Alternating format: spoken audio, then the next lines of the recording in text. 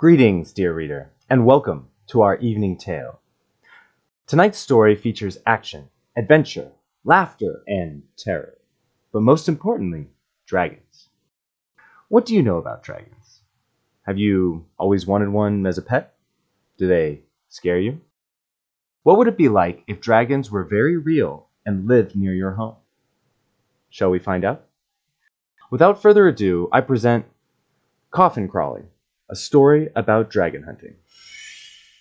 There weren't always dragons in the valley. There wasn't much of anything in the valley before.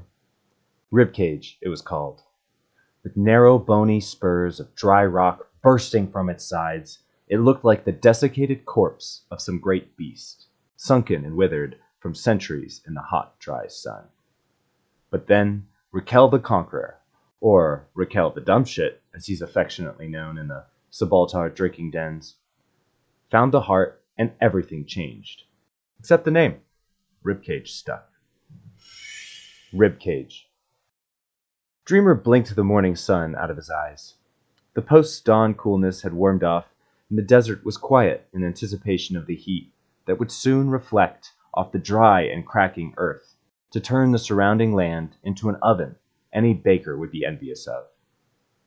He stood slowly, shedding a dust-colored blanket and feeling muscles cramped by weeks of hard riding complain with every movement. Turning, his eyes found the huddled figures of 5 matching dusty blankets blending into the rusty earth. Heads raised and blankets shifted in response to his movement. Bad news, boys and girls. The ugly lizards didn't kill us in our beds, which means we have work to do. Dreamer's voice was confident, but carefully loud enough to reach just 5 sets of attentive ears. Grab your equipment, and boy, get those horses tied. I want to leave 10 minutes ago. Dreamer turned to his own pack, without looking to see if his orders were carried out. They would be. Subaltar was a place for arguing, for laziness. Even idiots like Mert and Orf wouldn't pull anything this close to Ribcage. Not when every moment might make a difference on whether we went home. Not when you never knew if something was listening. Subaltar, 20 days before. You want us to start hunting 30 minutes after dawn? Are you trying to kill us? Spheres had a face that was perpetually twisted from chewing foul narcotics, squinting through small lenses, and generally pissing hate on everything he disliked, which was most things. When he was angry, it scrunched further till he looked like a wrinkled, tar-mouthed corpse. If I thought it would kill us, I wouldn't propose it. You've seen the map. What choice do we have? Dreamer watched the team as he spoke, keeping his voice cool. It didn't matter if he was right, if it was the only way, if he was the king of Subaltar himself. If Spheris pissed enough vinegar and the others flipped, there'd be no convincing them. Don't give me that shit, Dreamer. There's 2 browns not half a mile from the entrance which aren't fully explored. Why should we cut the safety time in half and have 3 miles of extraction distance on the chance we find something, when there's viable routes still available? Mert and Orf's twin potato faces were twisted in concentration following the discussion. Dreamer doubted they were processing the logic. They'd probably just follow whoever sounded the most confident at the end. Shalah's normally smiling mouth was set in a firm grimace, her eyes following him coolly. Dreamer eyed the long scar that was a new addition to her muscled biceps and felt his stomach sink a little deeper. The memories of their last hunt were still fresh.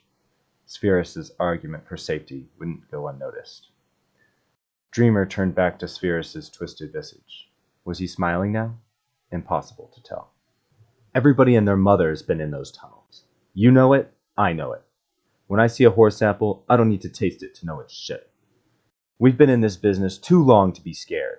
We try to play it safe now, and we'll waste 2 weeks of riding, our necks, and money we don't have to come back with nothing. Dreamer eyed the team, letting his words sink in. Spheris glowered back. If we want a chance at success, we have to find new tunnels. That means going where no one's ever been, which means going farther and leaving earlier. That money means nothing if we're dead. You think I don't know that? Look, after what happened to Malthus, it's natural to be scared. But we've waited as long as we can, and now we only have the funds for 1 more hunt. We can't afford to fail here. He died following your damn fool ideas. And now you're gonna kill the rest of us because you think you're so much smarter than everyone else. Spherus sneered. You got lucky in the past, and now you're starting to believe that you're special, and you can do things no one else does because it's stupid and risky. Well, your luck's gonna run out, and when it does, you'll kill everyone fool enough to follow you. Spherus's eyes were cold. Mert and Orf shifted uncomfortably. Shala stared at Dreamer, jaw unmoving. Dreamer looked at them all, holding their eyes. It's a risk every time we step foot in the empty lands. It's a risk no matter which tunnel we choose. Playing it safe won't protect any of us. It will just get us killed empty-handed. Look, I liked Malthus. He was a good lad. He was one of us, and I'm sorry he's gone, but he was fat and slow and stupid, and it got him killed. This will be dangerous, and we're going to have to do it with a fresh crawler. But this team can do it. You've trusted me before, and I'm asking you, trust me again. This is the only way. There was a long pause, and Spherus opened his mouth as if to say something else, but Shala stood in one strong motion, interrupting him. Dreamer is right. Her Cressian accent smoothed the words as she said them. Every year, hunters bring fewer skulls, but the empty lands grow. The beasts avoid the valley entrance. We must seek them out. She looked at Dreamer now as she spoke.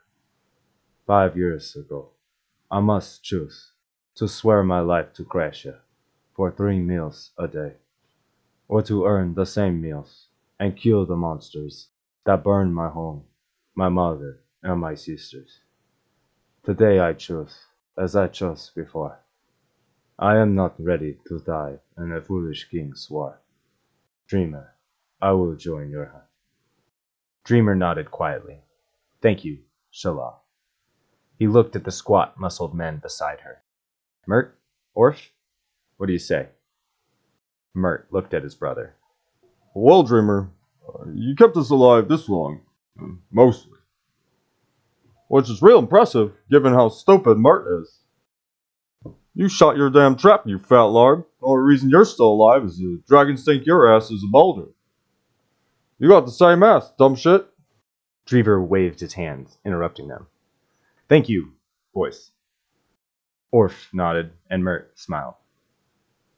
Dreamer looked over at Spherus, whose face was pickled tar. Well, what's it going to be, Spherus? The withered man frowned further and spit black spittle onto the floor. Fine, but don't say I didn't want you. Dreamer nodded and smiled back at Spherus's withered frown. Great. Now all we need is to find ourselves a coffin crawler.